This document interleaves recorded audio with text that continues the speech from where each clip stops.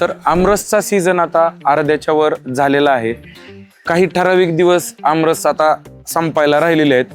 तर आमरस थाळी आपली जी यावर्षी ट्रेंडिंगमध्ये गेलेली आहे, भरगच्च अशी आपली आमरस थाळी आहे.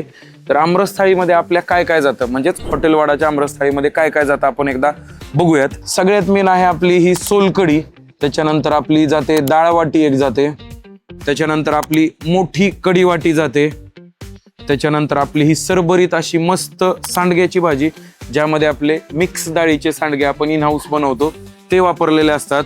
त्याच्यानंतर आपली जाते ही पिवळी बटाट्याची भाजी आणि हा आपला हापूस आंब्याचा आमरस. हे सर्व पदार्थ जे दिसत आहेत ते सर्व अनलिमिटेड आहेत. याबरोबर खाण्यासाठी आपल्याला पुरी किंवा चपाती असे ऑप्शन असणार आहेत. त्याचबरोबर पापड आहे, कुरवडी आहे, भजी आहेत. तर ही थाळी सिंगल पर्सनसाठी थाळीमध्ये दिसणारा इच अँड एव्हरी पदार्थ हा अनलिमिटेड असणार आहे. पण आपण त्याचबरोबर ही थाळी 2 जणांमध्ये आरामात शेअर करू शकतो.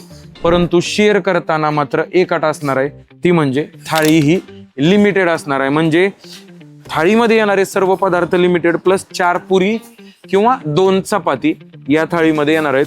सिंगल पर्सनसाठी अनलिमिटेड असल्यामुळे आमरस वगैरे न विचार करता कितीही तुम्ही पिऊ शकतात आणि त्याचबरोबर पुऱ्या बाकीचे सर्व पदार्थ कितीही वेळा रिफिल करू शकतात.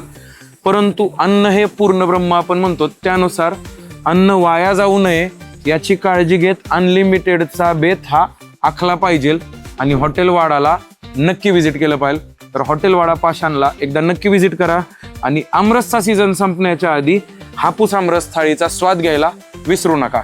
धन्यवाद.